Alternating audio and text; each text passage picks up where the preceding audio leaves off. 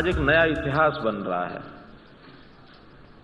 बल्कि बन रहा है ऐसा मैं नहीं कहूंगा कि अपने के इतिहास को 40 साल के बाद दोहरा रहा है। 40 साल पहले भी हरियाणा और मारुति सुजुकी का एक एमओयू हुआ था, जिस समय ये उद्योग शुरू हुआ था, और आज उसकी अगली कड़ी में 40 साल के बाद एक नया एमओयू हुआ, और जिसमें ये 900 एकड़ जमीन जो HSIDC के द्वारा हम लोगों ने उसको एक्वायर किया था, और अब मारुति सुजुकी को अपना अगला प्लांट लगाने के लिए उसको हैंडओवर किया है। और मारुति ने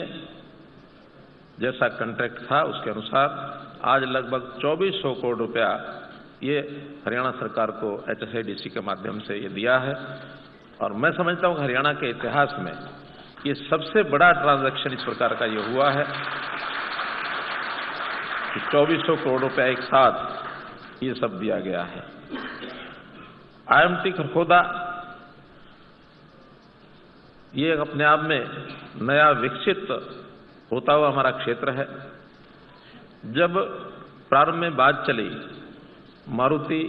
हमारे जितने भी प्रबंधकगण हैं उसमें खास करके भार्गव जी और हमारे जो कोनिची आकू आयु कावाजी से, तो इन लोगों के मन में थोड़ा असमंजस सा रहा कि हम हरियाणा में रहें कि किसी और प्रदेश में जाएं। फिर जब विषय आया कि हरियाणा में कौन कौन सा लैंड पार्सल है दिया जा सकता है, तो चर्चा फिर एक बार तो IMT सोना की भी चली, IMT खरखोदा की चली। आखिर उद्योग जगत को भी अपनी प्रेफरेंस कहाँ क्या करनी है वो सब देखना पड़ता है। अंत में इन्होंने फैसला किया कि IMT खरखोदा हमारे लिए उचित है, क्योंकि IMT खरखोदा ये एयरपोर्ट से लगभग 65 किलोमीटर दूर है, और इसी प्रकार से रेलवे स्टेशन जो सोनीपत है उससे भी 18 किलोमीटर दूर है, जो नेशनल हाईवे 44 है उसमें भी 18 किलोमीटर दूर है, और KMP के ऊपर तो एक प्रकार का इसका लिंक KMP एक महत्वपूर्ण हमारा जो इंफ्रास्ट्रक्चर बना है उसी के ऊपर स्थित है। तो ये इस कार्यक्रम में आप लोगों ने भाग लिया। मारुति अपने आप में इसका एक इतिहास, क्योंकि देखा जाए तो गुरुग्राम में अगर पहला ये प्रोजेक्ट आया था जब 1970 में ये खरीदी थी इन लोगों ने, और 5 साल के बाद इसका प्रोडक्शन हुआ, उस समय ऐसा भार्गव जी बता रहे थे कि ये तो IAS ऑफिसर थे, और भारत सरकार ने इस प्रोजेक्ट को यहां लाने में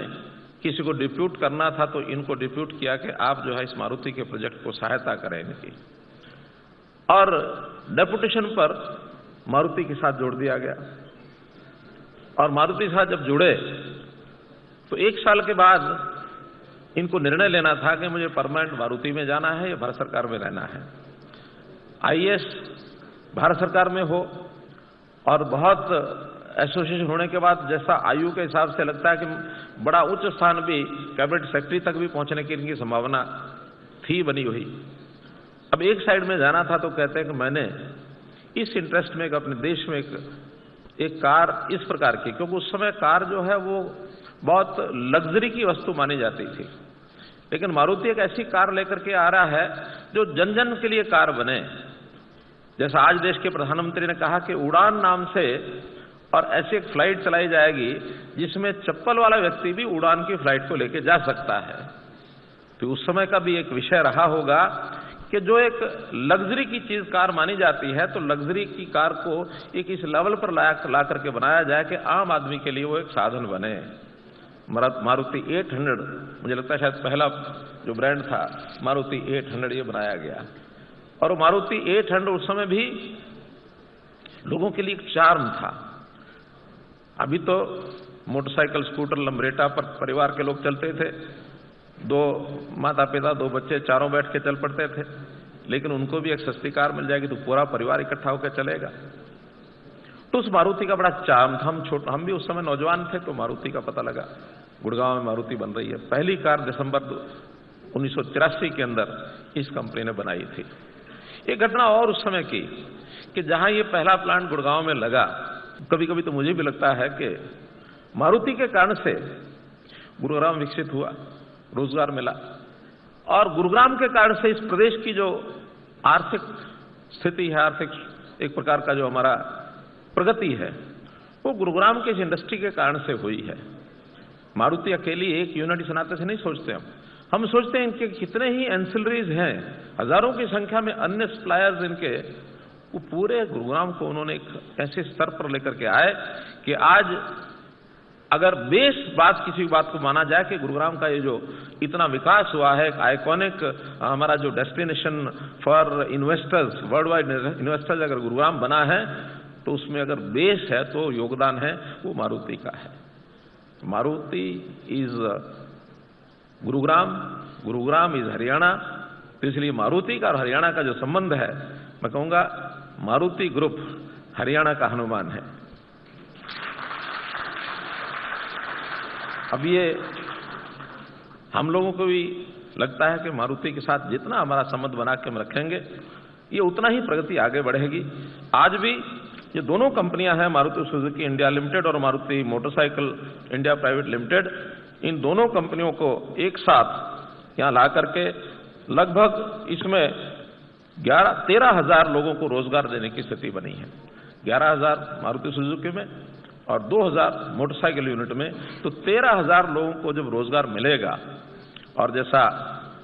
डिप्टी सीएम दुष्यंत जी ने बताया कि 75% जो 30,000 से नीचे के लोग हैं, वर्कर तो सामान्यतः उसी रेंज में आता है, तो 75% लोग अगर हरियाणा के उसमें होंगे तो कम से कम 10,000 लोग हरियाणा के उसमें रोजगार उनको मिलेगा, नया रोजगार मिलेगा। तो एक बहुत बड़ा एक स्टेप ये यहाँ उठाया गया है, लिया गया है। बहुत लोगों को लगा कि हरियाणा जो है डेस्टिनेशन का एक अच्छा स्थान है। संयोग से इंदिरा गांधी इंटरनेशनल एयरपोर्ट वो इतना निकट है गुरुग्राम के, मैं कह सकता हूं कि Gurugram is more nearer to IG airport than Delhi. Delhi दूर है, गुड़गांव नजदीक है, तो इसलिए गुड़गांव एक स्वाभाविक इस प्रकार का एक डेस्टिनेशन है। एयरपोर्ट के नाते हम हिसार का एयरपोर्ट इसको भी विकसित कर रहे हैं, ताकि इसी प्रकार का एक हब हिसार में भी बने। हिसार अपने आप में एक ऐसा औद्योगिक पुराना नगर है, लेकिन परंपरागत जो पुरानी इंडस्ट्री वहां है, उसके साथ साथ आज की आवश्यकता के हिसाब से जो नई इंडस्ट्री की आवश्यकता है उसको हम बना रहे हैं। जैसा डिप्टी सीएम ने कहा कि हम ब्लॉक वाइज यानी एमएसएमई की जो क्लस्टर्स हैं, एक प्रोडक्ट एक ब्लॉक, उसके ऊपर एक क्लस्टर बना करके और नए लोगों को भी उद्योग करने में प्रोत्साहित कर रहे हैं, ताकि व्यक्तियों को जहां है वहीं पर उनको और वो उनका काम मिले। हिसार में drug park, bulk drug park और इंडोकोर्स यानी इस प्रकार के डिफेंस से जुड़े हुए जो प्रोडक्शन है उसको भी हम बढ़ावा वहां हिसार में दे रहे हैं। तो ऐसा उद्योग के नाते लगातार हम आगे बढ़ रहे हैं। इसमें किसी प्रकार की कोई जो भी सहायता चाहिए, जो भी पॉलिसी में अमेंडमेंट चाहिए,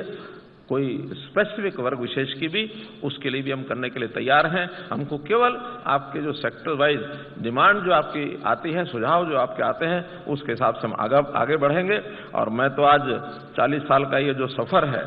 मारुति का,